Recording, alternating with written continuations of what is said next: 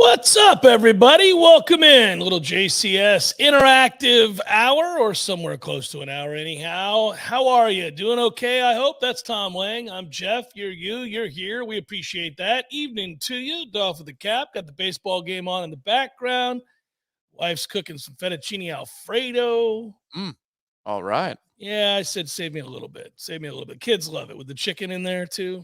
Doing it upright. So pretty nice, pretty nice. And I just watched the Bryce Harper show as they are pounding the Braves, which makes everybody's night perfect. This is good. This is a good night.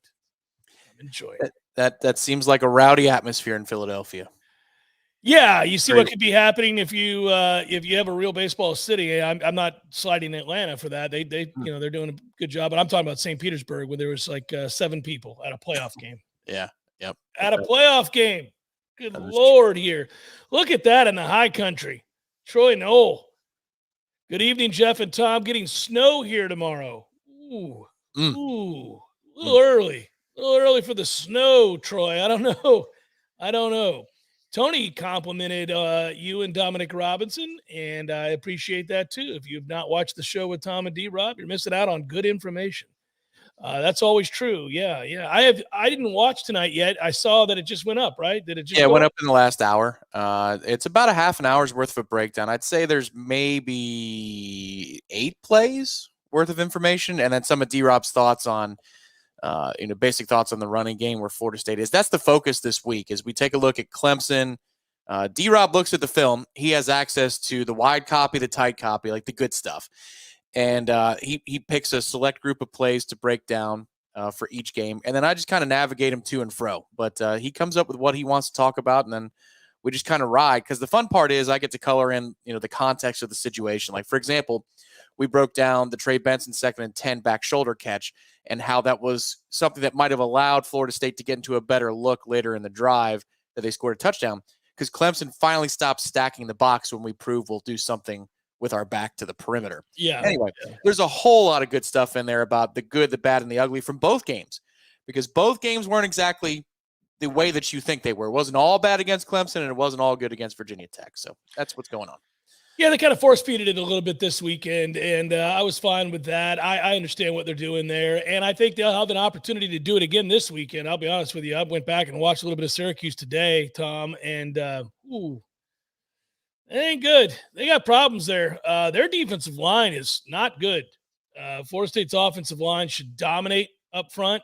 I've never liked the 3-3-5, and, I get it, that they want to soak up blockers and let their linebackers make plays. And okay, good luck to you, buddy.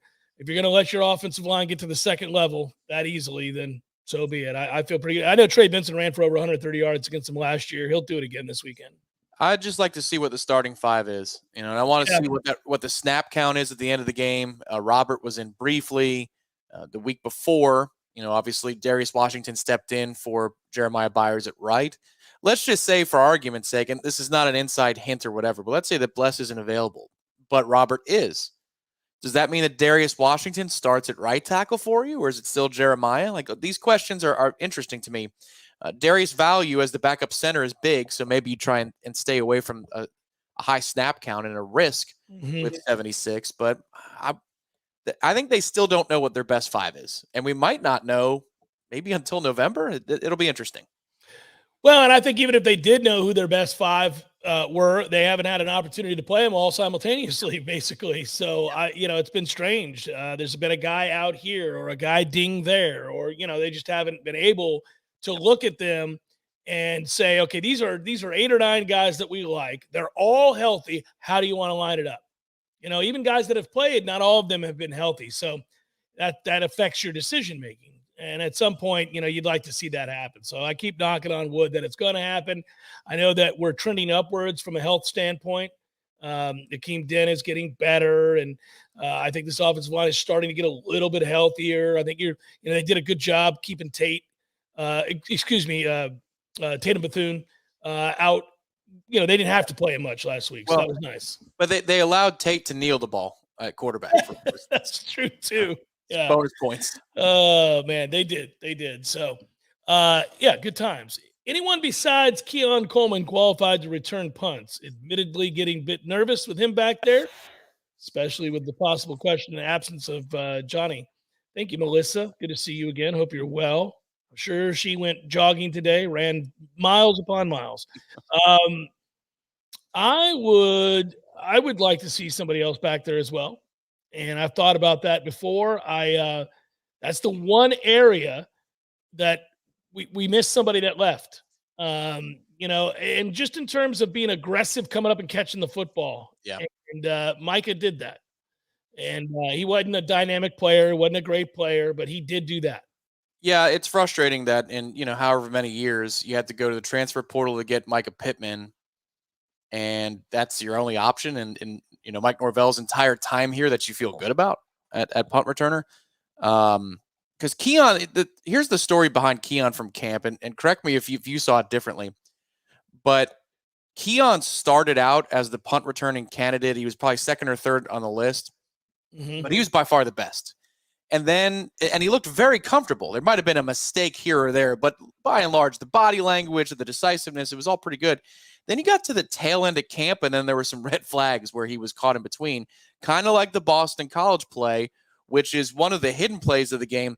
Ball bounces off of his knee or his shin. Oh, we got so fortunate that it went out of bounds, yeah. We saw that inside Doak in that Saturday practice. There was a circumstance very similar to that where you're saying, man, you got to make a choice. It's either got to be what everybody says, which is Peter, get the hell out of the way, or you run up and catch that thing. This middle stuff ain't going to work. And it's kind of been that way since. There are times when he catches the ball and he looks like a completely apt punt returner. And then there are others where you say, he looks scared. Well, and it's weird because I don't think he's scared of contact. I think he's scared of making a mistake. And that's the hard part. And that's so frustrating because I think there are guys that are scared of contact. He's not one of them. There are guys that are afraid they're going to make a mistake. I think he is one of them. I think we've had a lot of guys that are afraid of that. And it's really, really frustrating. You're right. You'd like to think that somebody would be assertive and really look at it as an opportunity to make huge plays. When you go all the way back to Greg Reed, man, Greg Reed was a guy that could not wait to get his hands on the football, partly because of two things. His ability to make you miss in very tight quarters, and he knew he could, and he trusted himself. So there's a supreme confidence there. But also, great punt returners understand the rules. And the rules are they can't hit you. They cannot hit you while the ball's in the air. So I don't care how fast or how loud or both they are as they come towards you. While that is intimidating, they cannot hit you. And if they do, it's a penalty. Now, that works in a great, assertive, confident punt returners. It works to their favor because they're in a position where they know, do all the things you want to do. I can sense where this ball is. Now, if I feel like you're going to be able to time me up, then I'll go ahead and call for that fair catch because you don't want to get timed up for the simultaneous bludgeoning. But anything short of that where you're going to have to slow down, I'm catching it. I don't care if you're an inch away from me because now you're on your heels and I'm going to make you miss. And they always feel like they can make the first guy miss, and they never really worry in their mind about catching the football. That's an afterthought. They're going to catch the football. They're athletes. They're like, I'm going to catch the football. Don't worry about that. But that's the mentality of a great punt returner. I understand you got to look it in. I understand you got to do all the things technically right. But they don't – it's like asking a receiver with great hands. Chris Carter wasn't worried about catching the ball. I'm going to catch the ball. It's all the stuff afterwards. So we haven't had a guy that was real sure he was going to catch the ball here in a while. Yeah, and I thought Pittman was an improvement. He was solid. He was maybe a little bit above replacement level, which was a sight for sore eyes. But I didn't think he was lighting the world on fire. He wasn't Willie Reed or Greg Reed, but it was much better than we had. And I would have thought by now, there'd be somebody. But maybe if they can get it into garbage time, you can have an in-game audition for the backup. And I think it's an alert point by Melissa, too, to, bring up the fact that Johnny's health being what it is. And you want to mitigate risk and have Keon out there catching passes only. So it's a good question. Jeff, did you catch Trey's boys get it done on the link today? I did. I actually just got done sending Trey Jones, the head golf coach at Florida State University, a message. I just wrote my man, and I sent him this picture, the Jackson Stevens Cup. You guys can't see that, can you? It's adjusting very slowly, but yeah. Yeah. So I sent that picture to him after I took it, and just told him good job as usual, because he needs my approval. He's still a little insecure, and And so I let him know I was proud of him and the boys. Man, a great story about that. Years and years ago, I went to the Seminole Intercollegiate when it was still at Southwood here locally, and Trey was up at Freddie's Retreat on 16 because it's got a nice little natural amphitheater in the back where there's an elevated tee on 17. And it's almost like you're going to a Florida State event and you're in the stands. And I know he almost did this, so it's kind of funny. But then, like, Jimbo can walk into the stands and then tell you how he really feels. Because I come up and I'm like, hey, coach, how you doing? Figuring he would keep his distance. And he goes, I'll tell you how the hell I'm doing. Do you understand if you're in this position from this yardage out? And what do you do in that moment? Correct. That's what you do. Because, and it was just, in golf, it gets so much more personal. You can get so much more personally up close. I know they got the intercollegiate. So if anybody, again, this year at Seminole Legacy, so if you can make it out there for one of those tournaments, it's as cool as it gets because they've got a lot of future pros on this team. Yeah, they do. It's really cool. By the way, I was looking at something here, power ratings that CBS football does. I just pulled it up today because I was kind of curious where we would be at this point. I want to see how high Oklahoma soared. They've got Florida State as the number 2 power rated team in all of college football. Take it for what it's worth. And I'd have to look into their methodologies, but yeah, they got Florida State at number 2, buddy. That's and I wasn't I'm not sidestepping the golf story. I just was bringing it back to football for a second because I think everybody's kind of concerned about the beauty pageant at this point. So yeah, they should be. Yeah, there'll be some sorting out the next few weeks, but yeah, I mean, you're right to be because we haven't looked, beautiful. Kayvon, we keep it somewhat safe for work here during the interactive hour. It depends on the night. It's a laid back Wednesday of Syracuse week. I don't think too many F-bombs going to be dropped out here tonight. We'll keep it easy. I'll let you know next time if it's going to be filled with vitriol and anger and perhaps conviction in terms of the cursing. Austin writes, paint us a picture where both our running and passing are playing up to the level, talent level and expectations. I'm thinking 50-plus points if they both click. Oh, if you have that kind of balance and you're able to, play in rhythm and stay ahead of the chains and kind of they have opportunities. Look at the first quarter of Virginia Tech. There's a really good example of kind of doing anything they wanted to do. Did you notice, Tom, and I did not bring this up this week on the JCS, and so this would be a good time to do it.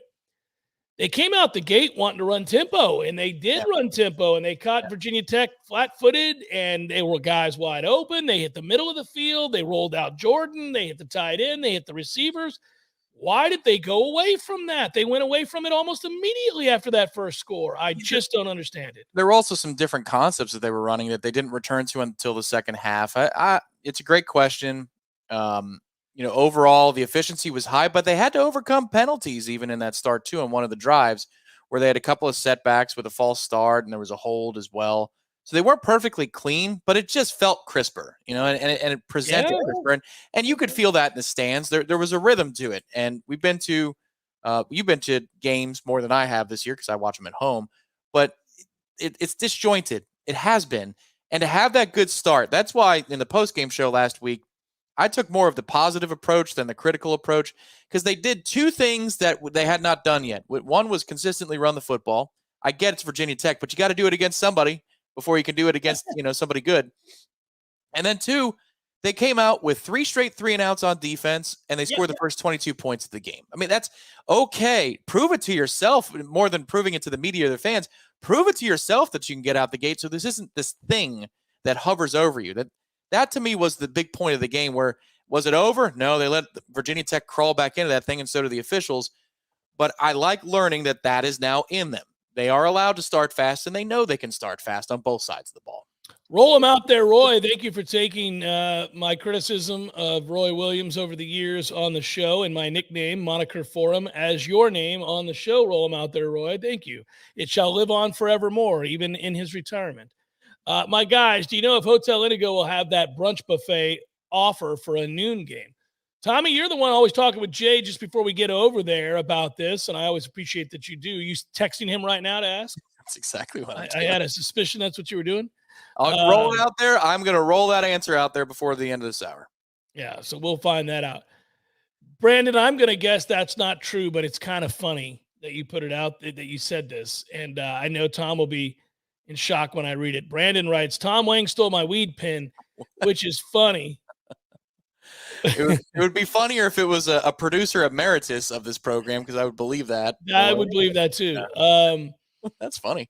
Kristen writes, related to your offensive line comment on the JCS, would you rather have five-star starting offensive linemen, but lack of depth, or the diverse offensive line we have now? Well, I don't know about the diversity we have now. I think we have some depth. As far as, no, I'd rather have five stars. Take your chances with that. That's correct. Yep. I agree. Yeah. I would much rather have five stars. Fintrell Cypress fits under the same umbrella as Byers and a couple of other guys. Interesting. Yeah, I think that they have been good at times, have had moments where you're a little frustrated. Not terrible, certainly not great. If I had to rank those three, I think Cypress might be the number one player, because you don't see him very much. I like that. I like that in my corners. If I don't see a whole lot of him, and I get he's been beat on a couple of slants and things like that, but that's going to happen if you go isolated, you play one-on-one, you play press. I'm not looking up when the camera pans to the right and saying 23 again, Fentrell. I'm not doing that like I did with Omarion Cooper last year, Yeah, I just think Renardo Green's been the better corner, as does Halston. He agrees with me there. And I thought that when we brought Fintrell Cypress in, given the way that he had played at Virginia and lauded and all that, he'd come here with better players around him and be better. And he hasn't been the better corner. And I didn't think he's all right. We're going to miss the hell out of Renardo. Yeah. Yeah, we really are. Halston, no, the next one was, do Armella and Lucas Simmons start 3+ games each next year? So this is a dicey question because we have to be careful what we're allowed to talk about. The Simmons thing, Tom, I knew sooner or later it was going to start to get asked. I mean, I got an email the other day. They're like, what gives? This was a 5-star kid. It was one of the best gets that Florida State's had on the offensive line, a 6'8", 300+ pounder with great feet. And we lauded him almost immediately, Tom. You and I did, certainly. And now he's never mentioned, ever. And I can tell you that, he's not mentioned for a reason. He's not in any trouble or anything like that. He's not a bad kid. There's nothing like that. Just he's not really been able to participate. So can I do the JCS PR firm thing? Mm-hmm. I don't think I noticed him on the participation chart from the Southern Miss game when everybody played. You didn't, because he didn't play. So it's I got an email about that. Other people have noticed it. It's not something that they can hide forever. You got a 5-star offensive lineman, and he didn't get into a game in which walk-ons were playing routinely. So it's just a situation where it's a wait and see is the best way to say it. And again, I don't want to make this sound nefarious. Kid's not in trouble. He's a good kid. He's doing everything that's asked of him. I just think it's a wait and see. So I don't know if he's going to play this year or next year. I don't know. And then what was the other part of that? Armella. Mm-hmm. Armella, we see practice all the time, and we see get in there, and he has his good days and his bad days. Yeah, I'm disappointed that since we've struggled as much as we have at right tackle, that perhaps that mantle could not be taken. They're rotating at right tackle. They put Darius in at the end of the Clemson game. I was hoping Armella would be ready to be a part of that conversation at this point in his career. He's only a redshirt freshman. Right. I get it, but there's a need, and it just stinks that the need is it hasn't been met yet. But that doesn't mean that anything's dead and buried. He has his good moments. There's no doubt. Brandon wants to know if it's time for Noles to move it on down to Colorado and let Hussey take his snaps. Well, I think that's where it's headed, but I don't know if he's going to go to Colorado. I mean, he may still be on the roster and play a different role for us. And, I don't know. As far as the scale of 1 to 5, how big a problem is Syracuse? A 5 being Corey's problem with sign language, which is a funny comment there. I don't think Syracuse is any problem at all. I feel very confident Saturday's game is going to go well for Florida State. I'd say 2.5. I'm not all that. Watch the video with D-Rob. There's still work to be done on the offensive line. This is the overarching point that I've made all year long. We're good. We're not great. We've got things to get better at. The landscape allows us the opportunity to do so. I'm talking about what games lay in front of us, but also the fact that there doesn't appear, maybe outside of Georgia, if they've got it, if they've got your attention, right? Their attention. I think we can get better. I think we can continue to improve. We can get healthier and put our best foot forward when we get to the college football playoff. But I don't think this is a dominant team. I just think they're a team that's going to have, games like we've seen all year long where we're kind of, we're happy. Look, I wrestle with this all the time. I talk about the fact that they've won 11 straight games. This was a program that was irrelevant a few years ago. They were a program that people said aloud, will they ever get back? Is Mike the guy? Is it too late? They're losing in recruiting. How are they going to find a way to get out from this? And now they've won 11 games in a row. I believe it's the second longest or third longest streak in America. Third longest streak in America behind Georgia and Washington, right? Mm-hmm. So that's where they're at. I mean, who the hell's angry about that? Nobody. But it's still one of these programs right now that is clearly climbing. They still have real room to grow. Well, and that's where, yes, they're climbing to the point where you get a question like Scott's, which is, can we move up to top 3? And I mean, Michigan and Ohio State are in front of you. There are two teams that are in front of you, right? So they're going to play each other. You absolutely can take that path to the top 3. I don't think that Florida State is going to, if the nature of the question is this like 2014 where there's this glass ceiling that Florida State cannot climb above? I don't think that's the situation this year. I think that they can change some minds with how they play over the next 7 games to get them squarely into the top 3, and it's not much of a debate. Yeah, if you go out this Saturday and win 45-7 or 41-7 or something like that, fresh off the big win against Virginia Tech in terms of margin, it's pretty dominant, 39-17. At that point, and also, by the way, remember, as you're winning games and you've already got in your back pocket in the collective memory of college football fans, you've already got the LSU and Clemson games in your back pocket. Mm-hmm. And now you start compiling win after win after win, and most of them, let's say, are convincing. Meanwhile, a lot of teams are going to be picking each other off because they play each other. So what will happen is they'll circle back around because they're going to have to note those losses and the gains from those who garner victory. And they're going to say, oh, well, now, so-and-so is squarely in the driver's seat of the Pac-12 because they knocked off Oregon or Washington or whatever. Meanwhile, they'll kind of start to eliminate some of those other teams from contention for the time being. And all that's left is to look over and say, well, who else has some good wins and is in the top 10? Oh, yeah, Florida State's still undefeated. And Florida State will, by virtue of that, just consistently move up. Yeah, it's also good that it's not insignificant that it was ugly, but LSU did beat Mizzou. And it's a top 25 win. So if they've righted the ship offensively with Jaden Daniels' health, then, they could be in a position to win 9 games, 8-9 games and be a fringe top 25 team. That'll look good, especially considering it looks like a likelihood to me now that your opponent in Charlotte for the ACC championship is going to be a top 15 ranked team at that time. So there's a lot of times where you see on championship Saturday, and we go through all the conference championships, like maybe the ACC doesn't have a marquee matchup or one that would give you a little bit of something for the committee to consider in terms of ranking potential. But Louisville or North Carolina should be in that top 15, I would think, if they're going to be Florida State's opponent in that game.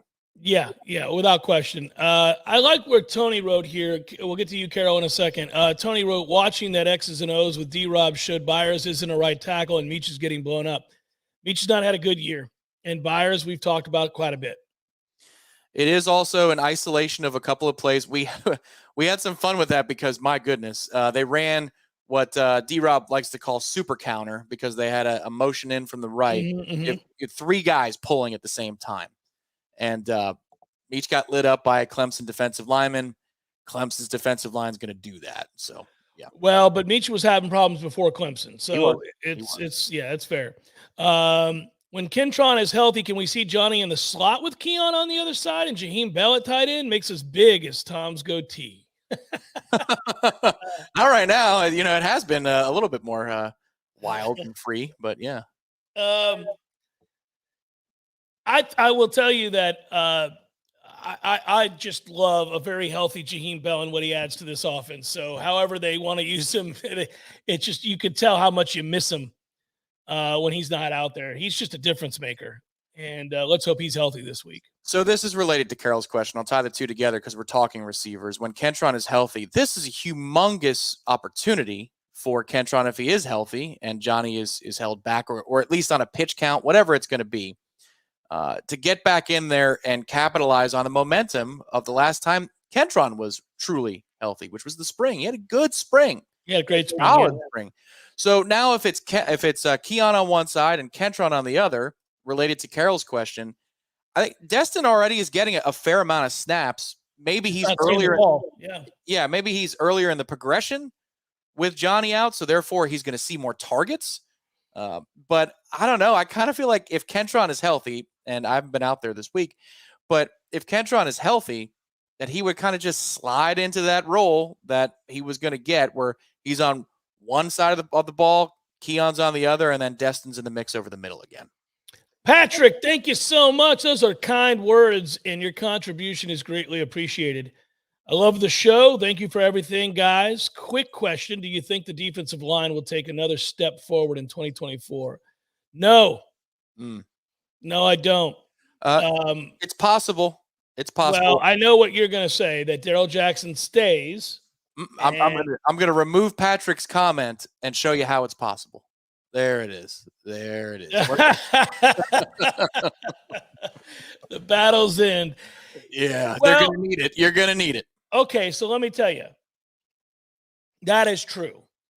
And that is true for a lot of reasons. There are always programs. I'll give you an example. And I know that the people listening now understand that the Battle's End is a sponsor of this show. And they know I'm good friends and have been. They didn't know, but I've been good friends with Ingram for years. They know now. They do know now. Yeah, it was always our dirty little secret, is that we got along swimmingly. And anyhow, so you guys are going to think that I'm basically taking a page out of what I already know to be true. But that's not the case, at least not in this example. There are programs that will always present opportunities, meaning programs that have it go south for whatever reason, right? All around the country. I remember a year ago, to give you an example, when Illinois was kind of struggling towards the back end of the year, Corey used to jump up and down and say, well, there's two defensive linemen in Illinois, and they're both from Florida. Go get those kids. They're tired of losing games up there. Go grab them, bring them home. We fixed the program. Go grab those guys. And that's true again this year. If you look around at some of the programs that have not met expectations, a good one that when we talk about turmoil and kids maybe running for the exits, we just did it with Northwestern, and we got a linebacker because of it. And Michigan State is in shambles. They're firing Mel Tucker. He's suing the school. There's a couple of kids there that are from Florida or the Southeast at the very least. I went and looked it up when the whole Mel Tucker thing was going down, Tom. I went and looked it up and said, do they have, because they always have a good defensive lineman or two. Yeah. And I went and looked it up, and they do. Now, I don't know if we're going to target those kids, but those are opportunities. And we did it with Braden Fisk. I'm not saying because of, where he's from, just the opportunity presented itself. There was a good defensive lineman out there. Go grab him. So they may have to do it, because I don't think there's a guy coming down the pike that's on the roster right now that would see this group take a huge step forward, to Patrick's question, next year. I think the guys that could be moderately successful, but not dominant. And then I would tell you from there, you would have to find somebody else. Now you're recruiting your ass off right now, an important 5-star kid, and you're looking at a couple of other guys, but I think they're going to have to get another couple of guys in here, some real dudes, and they have to hope maybe. And they may be hoping against hope here, but what if Darrell Jackson decides, whatever postseason games I get in, if we get that far, are not enough for me to make the impact I need to make to get to the NFL's first round. I'll come back next year and dominate and get a chance to go in the first round. If that happens, then yes, the answer is yes, you have a chance. Yes, which again leads me to the bottom third of the screen. I think the priorities for this defensive line to be able to take a step forward are clear. It's the guy you just mentioned, It's can you keep Josh Farmer on campus another year because he's having a breakout season. The He's film been looks, awesome. He's been awesome. fantastic. Patrick Payton has to be a top priority. He might be the top priority because I don't know how much you have at defensive end that you like. You're going to have to hit the open market if he leaves. You've got a couple of young players that are turning heads. KJ Sampson, Keith Sampson has had a good start to his career. Ayo Tafasi's a bit of an enigma right now. Daniel Lyons, I still believe, is a very good player, and he's only going to get a year stronger in this program. So you've got some guys that can help you reduce the blow. But if you're trying to take a step forward, there's two things that got to happen: retention, and then you got to go grab a badass or two, I think, out of the portal, which is, you don't want to have to do that every year. But if you're trying to if 2024 is what you're talking about, not 2025, that's your path to it. Well, and they're going to have to go get somebody. That's period. I think that is a position they're going to have to go get somebody. Now, I will tell you, I'm beginning to get frustrated a little bit. I need to see something from this defensive staff. They got to go out and get some dudes now. Yeah. And recruiting matters greatly. And I understand we're bringing in defensive backs and safeties left and right. I need to see some linebackers and defensive linemen and defensive ends. Let's go. Let's win in the trenches. Troy, Noel, just want to thank you both for all the entertainment you give me here in Wyoming. I'm always representing here in the high country. I appreciate you up in the high country, Troy. There's a part of me that would like to just wander on into Wyoming tonight and sit out back and welcome that cool weather in while I sip some scotch and smoke a cigar with you, buddy. But that isn't going to happen because we can't transport or teleport, I should say. And until we do, that's just going to remain a dream. Well, stay warm up there, Troy. That's number one. And then two, if you like the snow, go out there, enjoy it. Throw a snowball or two. Dance to the Warchant. Wesley, for Syracuse, the first complete game of the year. What do you think? Yay or nay? I think so. I think they have a good chance. I wish it weren't. I do and I don't wish it weren't at noon. Noon games make everybody sleepy. I love getting out of there early to watch the rest of the football schedule that allows us to take in what everybody else is.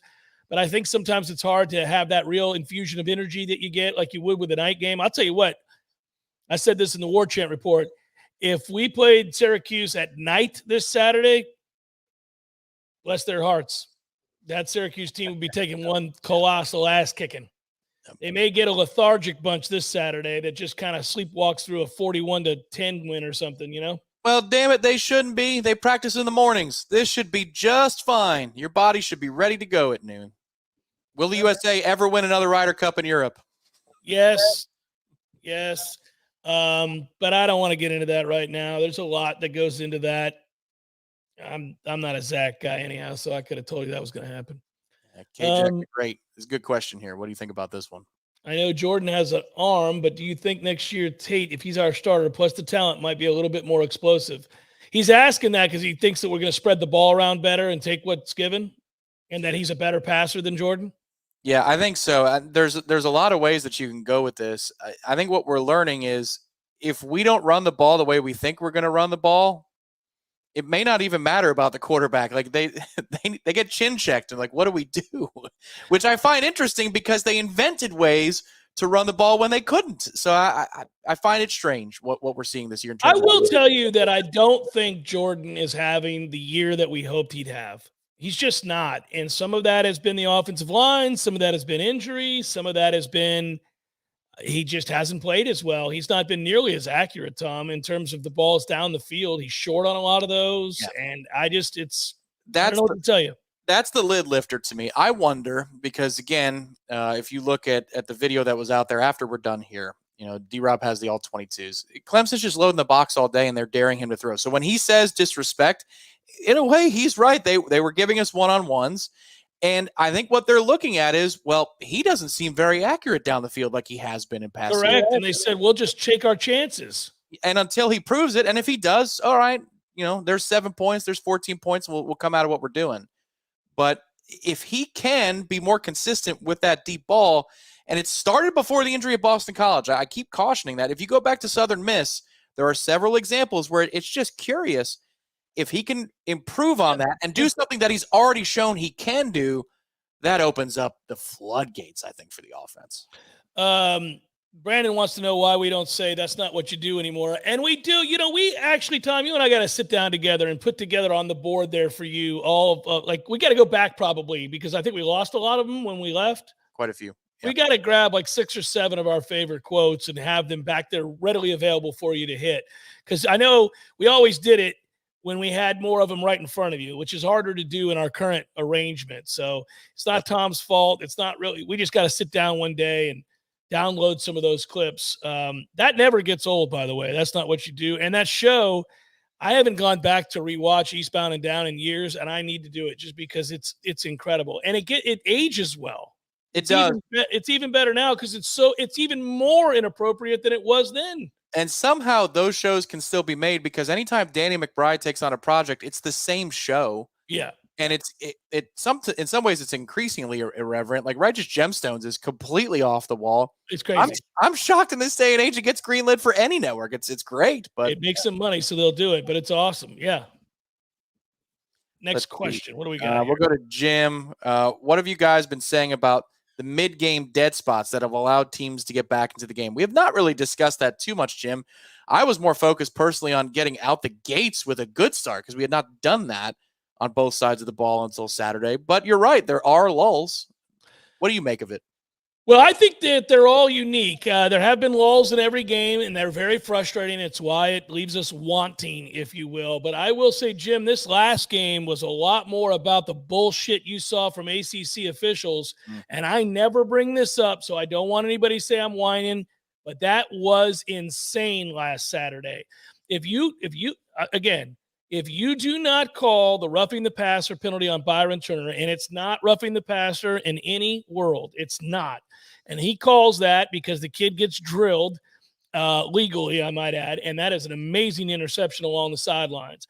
At that point, it's 22-0. Florida State has the ball in great field position. I think they go down and score, and it's going to be 29-0, and Virginia Tech's going to roll over, and there is no roll. There's no lull.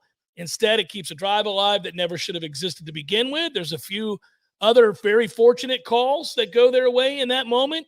There's a missed interference on Ja'Kai deep. That would have also been another drive that Florida State scores on, and we're not talking about lulls. I think their first chance to really run it up on somebody was last Saturday, and then there's a series of just dumbfounding calls from officials that allow Virginia Tech more than anything to possess the football. Sure, They score, but they possess the ball forever in that quarter, and then you get the opening kickoff of the second half taken to the house, and the next thing you know, we're all wringing hands. Now, Florida State responded, pulled away, and dominated the second half. But, man, that really frustrated me. The other stuff was oddly more disconcerting. This game I really do put squarely on the shoulders of the officials as far as not sustaining momentum.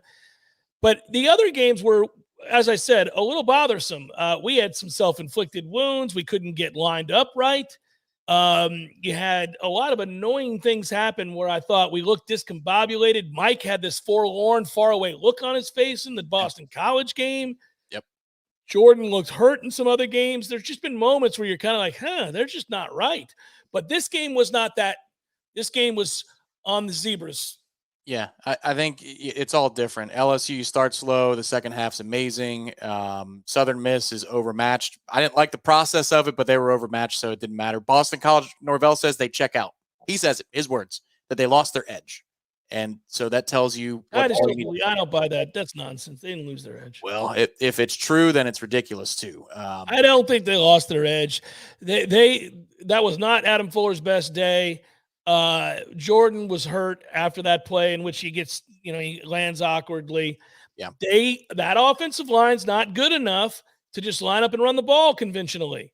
And as soon as Jordan couldn't run, Boston College kind of had a sense what was coming, and it was very limited. And I could see that look. I also think they were sick as a dog, and half the team was ill. And so the reserve wasn't there. The energy wasn't there. That's not losing your edge. That's I'm sick as hell and I can't run anymore. Yeah, the thing I'd say about the Clemson game is the second quarter you come alive, and then you score your third offensive score in regulation started out the second half. Did you stall because of an illegal formation? Yeah, that really is that'll anger you. But the 17 points you scored was in the middle of the game. So I think it's been a mixed bag. There's a positive question from Troy Knoll. Who do you prefer to face in the first round of the playoffs? Who would I want to play? Mm-hmm. Anybody not named Georgia. I'm fine with everybody else. Ohio State sound good? Yeah, I'm fine with that. You could name literally anybody else. I'm all right with that. Knowing our ranking luck, if Oregon or Washington wins big in the 3:30 slot on Saturday, do you think they jump us? Sure, probably. I think you're right. Yeah. That'll be frustrating. Yeah. I'm not really concerned about it. Just keep winning. Just keep winning. Conference game, will we have a rocking chair game moving forward? We were on the cusp of having a rocking chair game, Irvin. We were right there. I was ready to slink into that chair and relax. Actually, this is how close I was. It was 22-0. I thought that pick was going to stand. I turned to Bryce and I was like, hey, man, if they don't go down here and score and make it 29-0, you want to leave at halftime? I'll get home and watch the rest at the house and check on the other games. He was like, sure, Dad. But of course, didn't happen. And he never does that, but he wanted to see a couple other games as well. And I just wanted to be back in time for kickoff of the second half. But then we stayed. Let's see. I'm searching. There's a lot of comments, but questions fire away. Your thoughts on, let me just do this general one, because we do pregame shows, generally speaking, 3 hours before kickoff at home. Yeah. But for a nooner, it's 2 hours before. We go for 60 minutes. It'll be Hotel Indigo, 10 a.m. on Saturday. If you had to rank time slots, because we're going to be in prime time next week against Duke, we don't know if it's 7:30 or 8. If you had to rank time slots 1 through 3 between noon, midday, and prime, how would you rank them for personal preference? Noon, number 1. Mm-hmm. And then 3:30, number 2. Really? Doke under the lights? It doesn't do it? It doesn't do it for you? It does. We like to watch all of college football, and I'll tell you, okay, it really does matter who the opponent is. If you're playing a very good team or a rival, give me a night game all day long. I'll get pumped all day. I'll get excited. The atmosphere, the buzz, it'll build and build and build till you walk into that stadium. I'm all in on that. When you're playing a 3:30 or a 7:30 or 8 o'clock game and it's against, Virginia Tech or Duke or Syracuse, I'm kind of like, could have done this at noon. So it really does matter who you're playing. Ronnie says we need some tough love, Cameron. I think we've had a lot of tough love, Cameron, this week. Yeah, some people push back. They get all upset. I don't worry about their feelings, but that's just to let you know, Ronnie. The tough love's here. I gave it to Papuchis today. Tired of finishing second in these recruiting battles. You better get it together. Tighten it up, Papuchis. Tighten it up. I got to find Lee. He asks this question every week, and I like it because it's very simple. But who breaks the rock? Who breaks the rock this week? Well, I said Trey Benson last week, didn't I? You did. You nailed it. And I said I believe that's the right answer, so I'll try for somebody else. Who breaks the rock this week? Mm-hmm. The hell are you, Lee? Oh, there you are.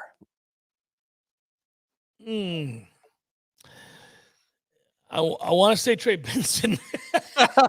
They won't do that, though. You know that. They'll give it to somebody else. I don't.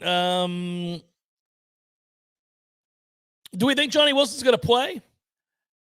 I have honestly no idea. And if it's close, I wouldn't do it.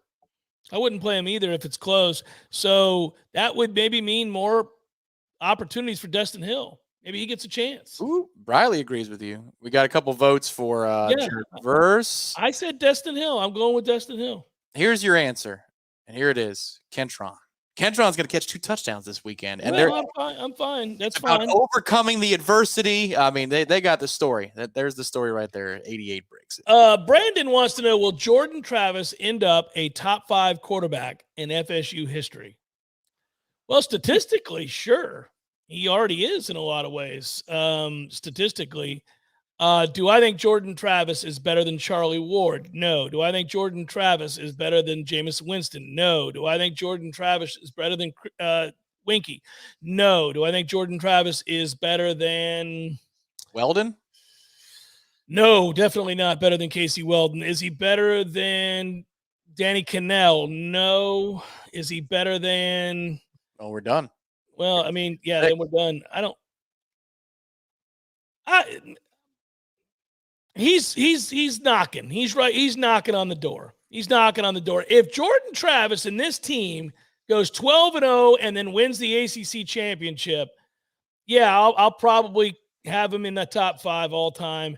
That's a hell of an accomplishment from where we were 2 years ago to winning the ACC and going undefeated.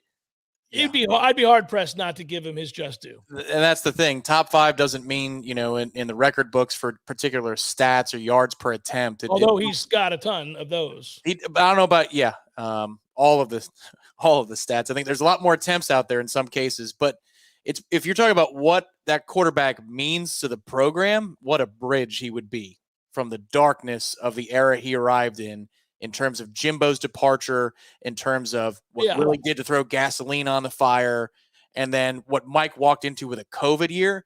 That is as dark of an era as you can be in. And for his own self and internally, he was ready to give up the game or play wide receiver. And then take us to the playoff? Oh, my God. Yeah, the thing is, Jane, I know you said he's better than Cannell. I don't know if that's true. Here's the thing. Danny Cannell went on and played in the NFL. He was largely a backup, but in terms of pure passer, he's not better than Danny Cannell. Is he a better runner? Well, he's a better runner than almost every quarterback we've ever had, not named Charlie Ward. Jordan is electrifying. But as far as throwing accurately and consistently well from the pocket, no. There's been a lot of guys better than Jordan Travis, period. I will have an answer on the buffet. I did get an answer that I will have an answer tomorrow. We will roll out the buffet, roll it out there, Roy and Kayvon. We will let you know what the situation is at Old Indigo on tomorrow's show. In tomorrow's show. Is it on tomorrow's show or in tomorrow's show? On tomorrow's show, and in works as well. Yeah.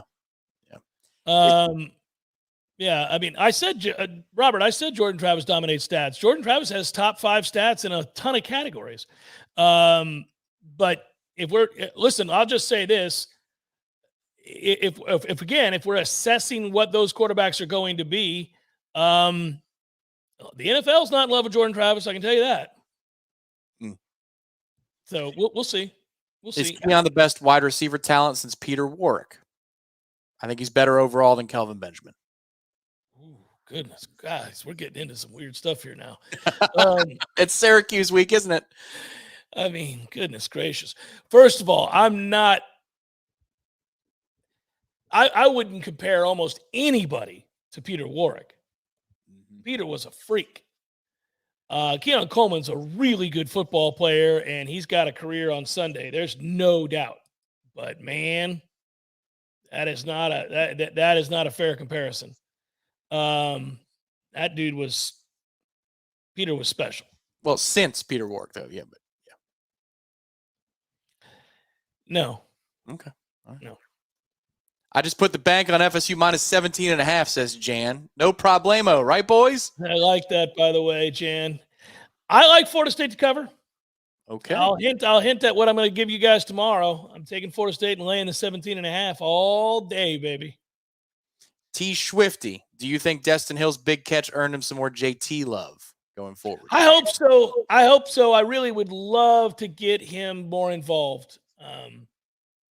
Need to get him more involved. He's a talent, man. He's a real talent. Is there a chance we go 12-0 and get the 1 seed? What do you guys think has to happen? Well, keep winning and have other people lose. If George is undefeated, we are not getting the 1 seed wrestled away from them as the defending back-to-back national champions. Robert writes, assuming we get there, which team would you like to face in Charlotte? Which team wouldn't you want to face? When in doubt, I don't want to face a quarterback that's going to get drafted in the top 5, so I would rather play Louisville than I would North Carolina. I would take Louisville and a rematch with Miami over North Carolina and Clemson. I think that would be the order of the 4. I don't want to play Clemson at all. That's not a good rematch. Right. So it goes Louisville, Miami, North Carolina, Clemson. I think that's the order. Thank you for the contributions too, Robert and Frankie. Thank you very much. That was very kind. Yeah. Will Jordan be a Heisman contender? Asks Carol. Simple question. No. You don't think so? Yeah, that's fair. No. The high-profile games. Miami's loss actually hurt that moment for Jordan because if Miami's undefeated rolling into town, you can have a big game against them, and then in November remind people why you were, right. Yeah, no, he will not be a Heisman contender. Okay. Riley. Yeah. Which is more likely, winning a playoff game this year or losing to both Miami and UF? Ooh. Winning a playoff game is more likely. We're going to beat Miami here. Okay. Juarez, is Adam Fuller still here, even if we make it to the playoffs? Yeah, presumably. Now, I would say this, and I've been I've kind of hinted at this in the past. I think, by the way, that he's an adequate, a decent, average defensive coordinator. I don't think he's the dregs of the earth that our fan base thinks he is. I think he's making improvements, by the way, and he's making those improvements simultaneous to the roster getting better. That stands to reason. But this is Florida State University, and you are looking to have the best of the best across the board and to compete for a national championship.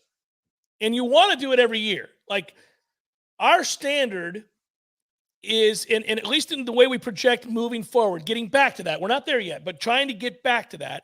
You want to be mentioned alongside Alabama and Georgia and anybody else that is an annual contender to win both their conference and or make it to the college football playoff. And that's where we need to be. And so if you hold this program to that standard, then you know you're going to try to find the creme de la creme of coordinators across the country to aid Mike Norvell in that quest. And is Adam Fuller a top 5 defensive coordinator in the country? No, God, no. So would you, if you had the opportunity to get one of those guys and supplant him, even if you like him and think he's doing a decent job, would you go out and bring those guys in? Oh, yes. Yes, you would. Yes, you would. So that's how I'd phrase it. And again, a lot of this is about the opportunity and timing. A lot of it's about money. So it's all of those things. Somebody's asking, and it's Troy. He's not just somebody. He's Troy. He wants a surefire player prop. Are you prepared at this time to deliver one? It's Wednesday, and I have not sought out a player prop. You want an NFL player prop, Troy? I'm 7 of 8 this year, but I do not have one right now. Documented? What'd you say? Documented? Yeah, documented for sure.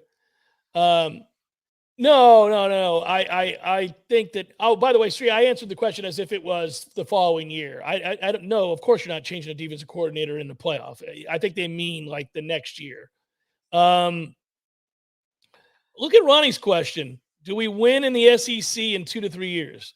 Do we win the SEC in 2 to 3 years? No. Well, there's a path. First of all, you got to get there. And then secondly, look at the bottom third of the screen. That's what you need to accomplish, is to make that robust. It'd be tough. Do you think the offense could be more enjoyable to watch next year? That's me asking you. Well, I think that oddly, if you have a lesser talented quarterback that's not under the spotlight of Heisman pressure, et cetera, and you have a guy who knows he has to rely on his other weapons and he has to take what's there because he's not talented enough to do the other things, you might see a more efficient offense.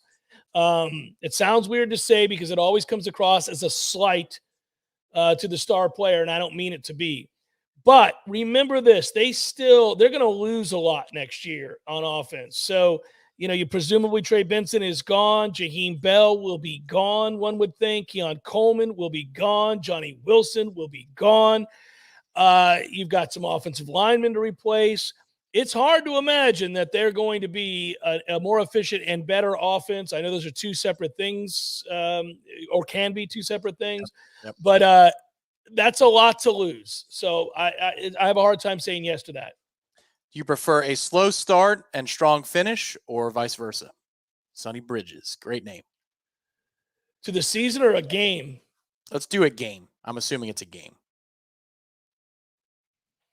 Well, it's interesting that we've been able to win games in which we got off the slow starts, including games like Clemson and like LSU, which is remarkable to think